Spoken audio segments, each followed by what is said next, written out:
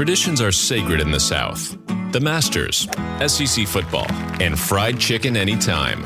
Now, add one more. Pull up a chair, fix your glass, and get ready for some good old-fashioned Southern charm. Welcome to Success and Sweet Tea, a podcast dedicated to your success in business, lifestyle, and relationships, all with a shot of Southern magic. And now, coming to you from deep in the heart of the Southland, get ready for an engaging conversation with your new favorite Southern couple, Doug and Vicki Miles. Hello, and welcome back to another great episode of Success and Sweet Tea. Today, Doug and Vicki continue their interesting conversation with Deputy Chief of Staff for Governor Ivey of Alabama, Mr. Nathan Lindsay. Let me get political for just a little bit.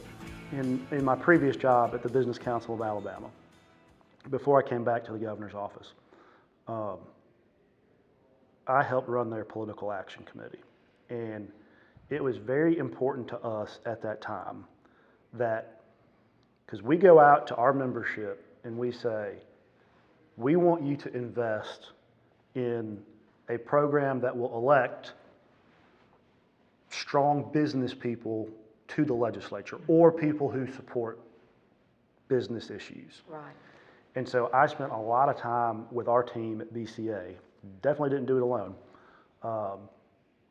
trying to make sure that the people who got elected to the legislature were good, smart people. Some are still there, some are not. You know, people leave for different reasons. Sometimes people lose elections. That was always very important to me. And it always felt like even if we don't get them all right, we get enough right that we can really make a difference on the issues that we're going to support in the legislature.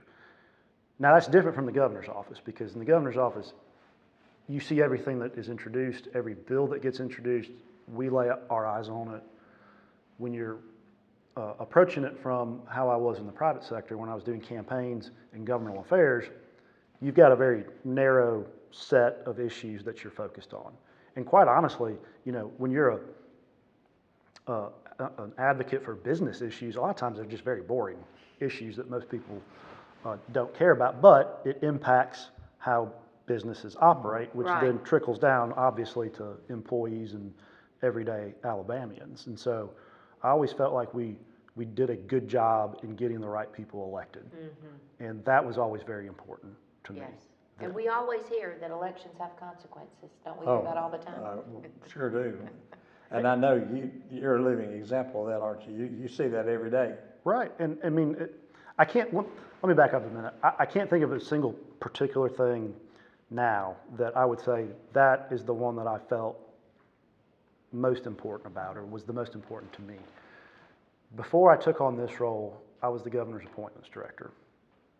And that is the job where if there's vacancies on boards and commissions, or if there's vacancies in political offices around the state. So if a judge resigns or retires or dies in office, or a county commissioner or a sheriff, then that becomes an appointment by the governor to replace that person until the next election, typically.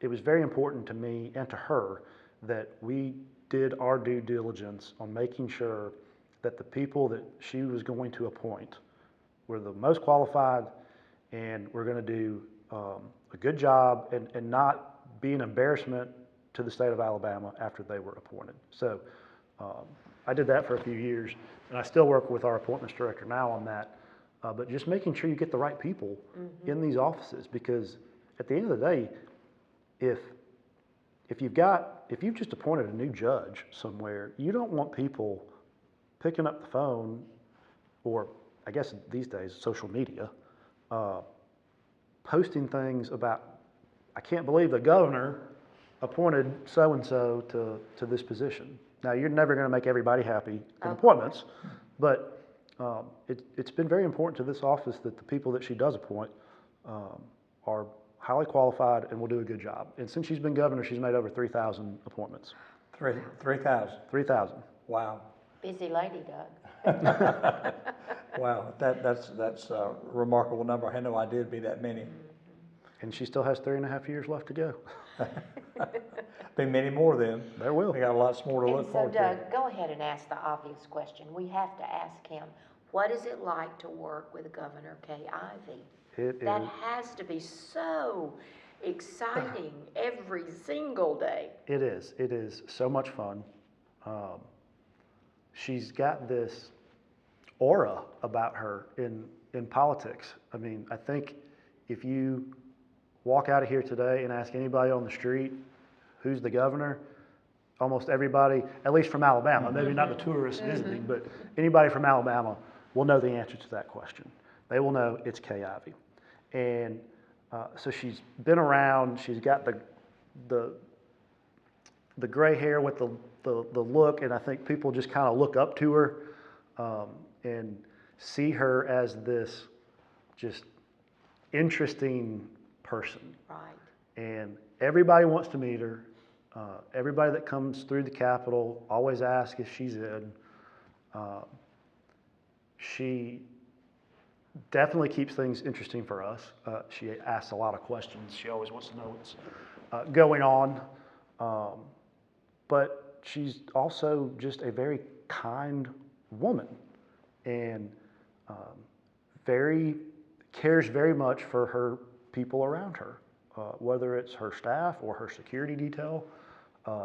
She cares deeply about the people that are around her. And if you're late to a meeting or you're stuck in traffic, she's going to worry about you being stuck in that traffic, and she's going to ask about where you are.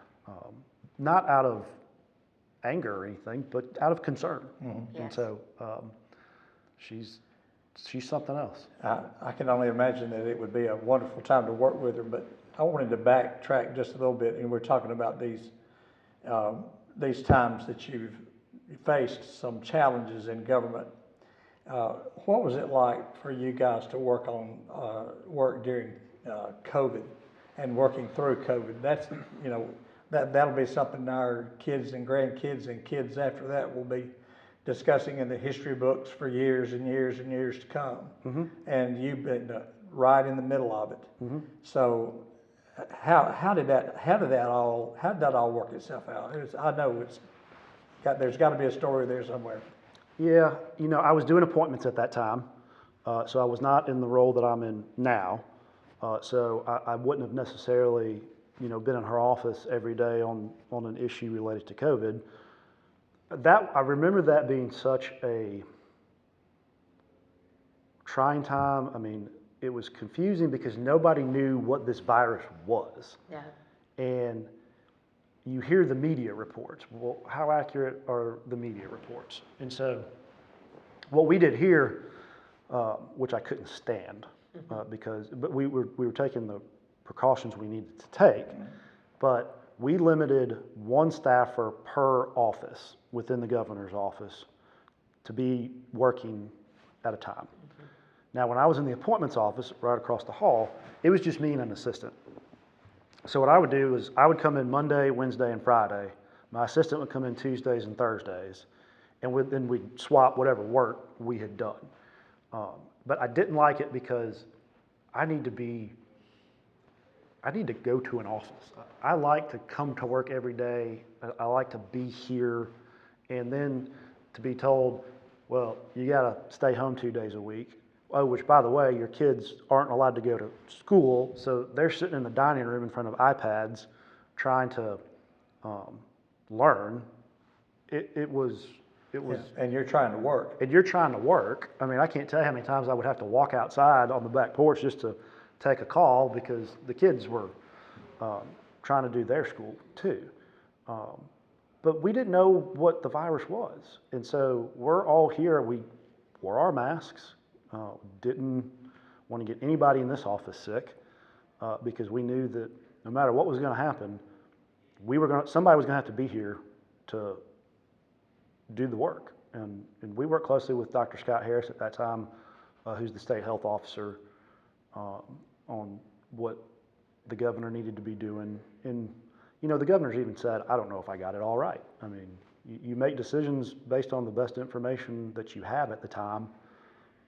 And Which was usually best guesses because who really knew? So that would have been a very challenging thing to have to navigate your way through. absolutely, I can remember being out and about right after all this happened and driving by the Publix over by our house and seeing the police cars out there and, limiting people from going in. And I just remember thinking, this is really strange. But something as simple as that would make its way into the governor's office because people would complain about it. And it's like, wait a minute, we can't be having police officers outside grocery stores telling people they can't go in. Mm-hmm. I mean, we can take other precautions. So it was just little things like that that. I found myself wondering, how is this going to resolve? What changes are going to be made that will be permanent changes? I really can't even think of I think it was misplaced fear at that point, but that's what it was, and everybody was dealing with misplaced fear of the future because they didn't know, when were the shelves going to have food on them again? Mm-hmm. When are we going to go back to work? Are we going to stay remote?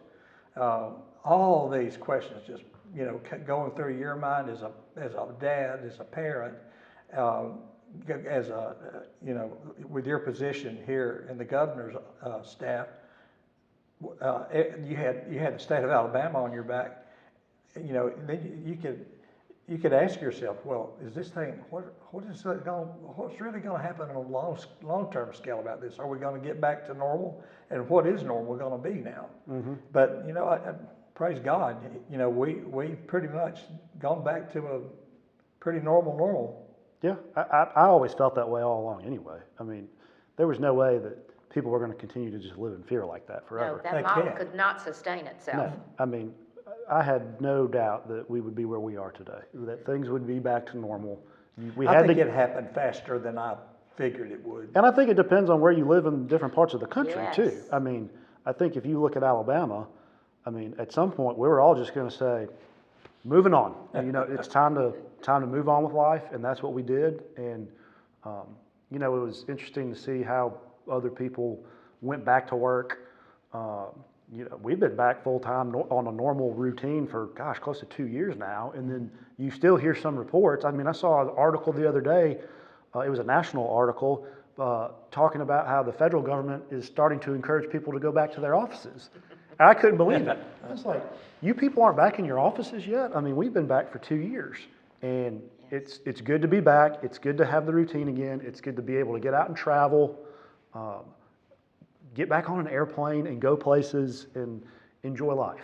Yep, just resume. That's right. Just, hit the resume button and let's go. Yes, and if you've been in an airport recently, you know that there are so many other people that feel the same way. Absolutely. The airports seem more crowded than ever. Yeah, the floodgates have been opened and everyone is ready to freely roam around the cabin, as they say. Yes, absolutely. Well, that's interesting, and to hear someone that was there firsthand in the middle of all of that, when it was all going on, we were all just sort of recipients of the trickle-down information that we were getting, but to be part of those teams that were trying to make those decisions, that was, but Doug, you're right, that's historical in and of itself, just having worked in that environment at that point in time. But once again, we go back to good, strong leadership, and good, strong leadership will stabilize and allow you to go forward.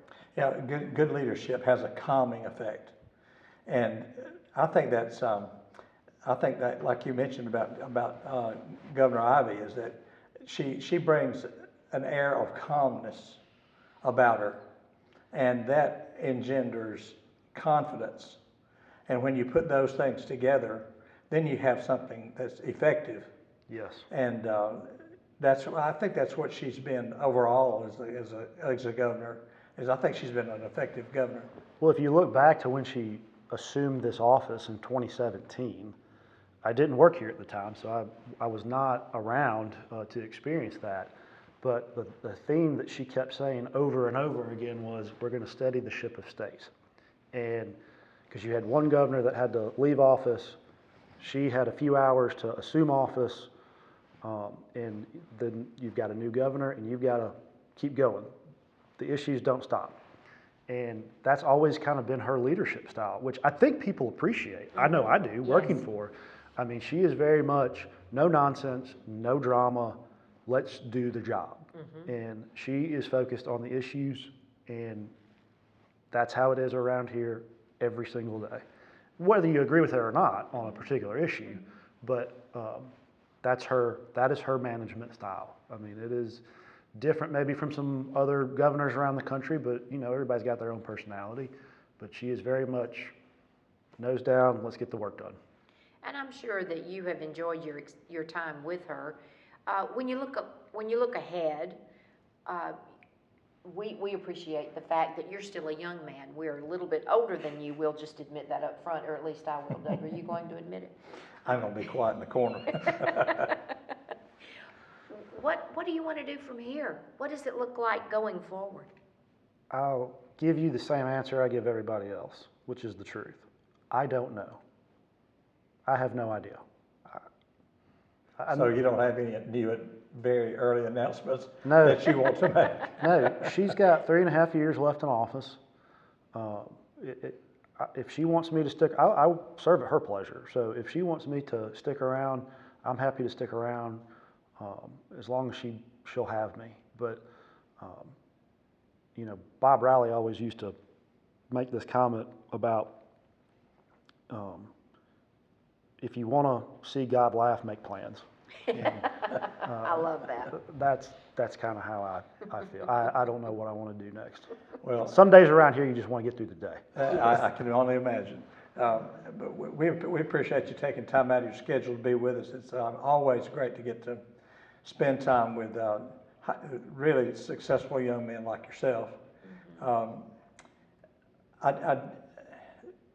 Because of what our podcast and what all of our writings are about is success, and kind of the Southern style of success. Looking at success, there's so many different paths to that. There's not just monetary success and financial success.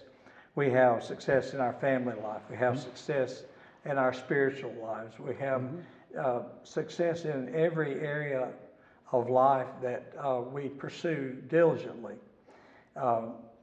You're standing at a conference, huge conference, biggest one you've ever been to, biggest one you've ever spoken at, and you've got kids in the room from say 15, 14 up to 19, 20 years old, getting ready to graduate from college.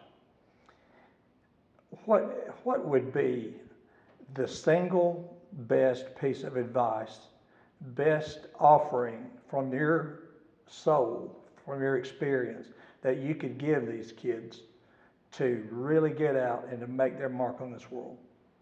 Work hard, be honest.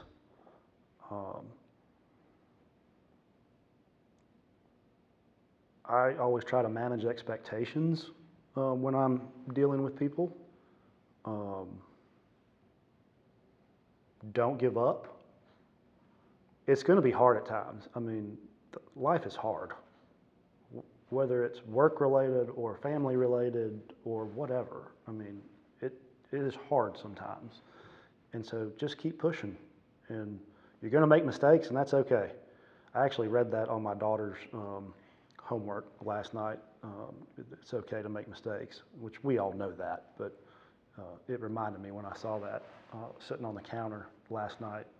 But I think it's also good to set goals and to say, set a goal. If you don't reach it, that's fine, recalibrate and move on to something else. But I could joke and say, don't go into politics.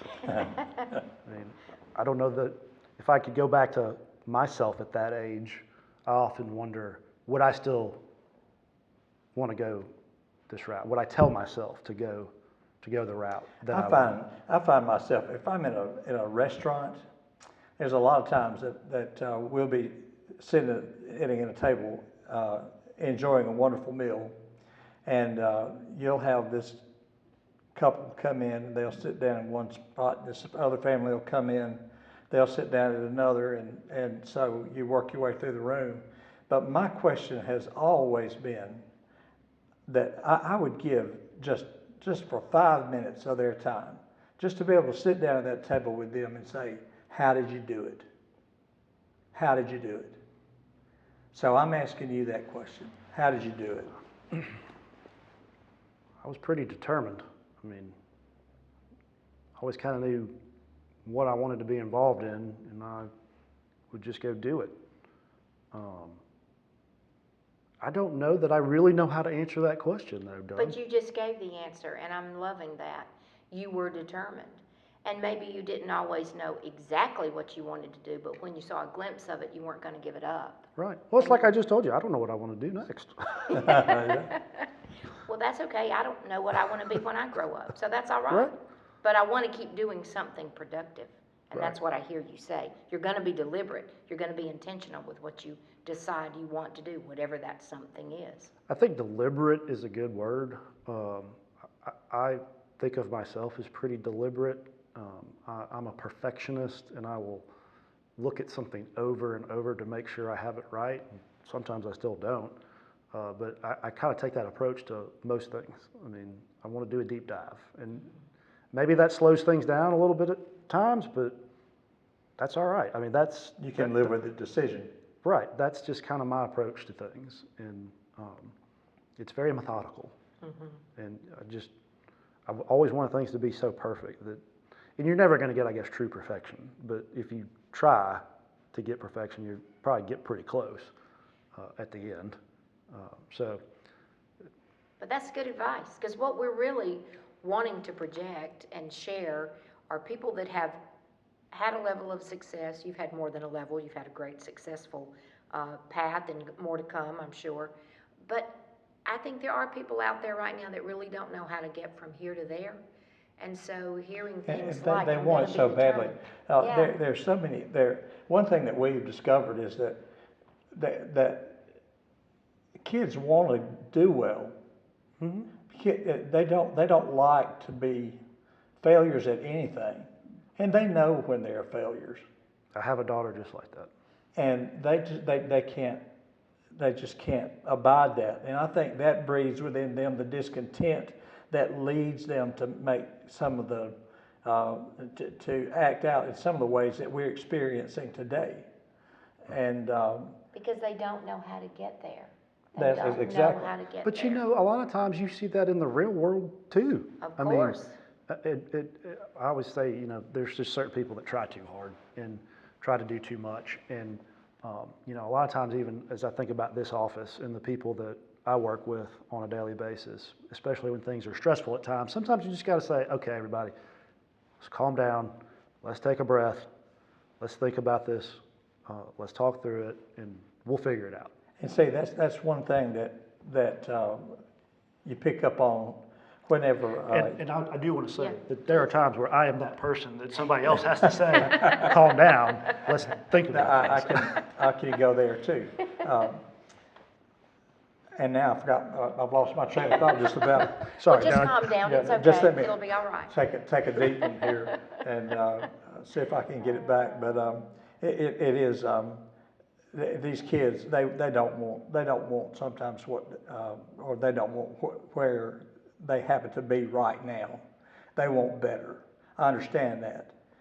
It's a difficult thing to try to lead a child, to try to be that's what I have a lot of respect for teachers, is because they take that untapped energy, and then they have to first of all learn how to successfully harness that energy, and then they have to push that energy into an area that these kids are good at. And everyone is so different. Everybody is so different. And their approach to learning is different. And a teacher is just, and I have no teachers in my family. I've been in business all my life.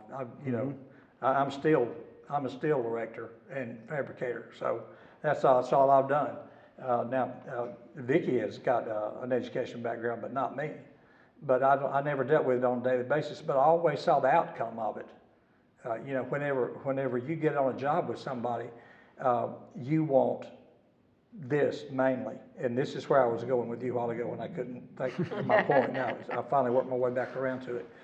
But you see the value, you can't even put a dollar figure or any kind of tangible measurement on what having the right person at the right place can do for an organization.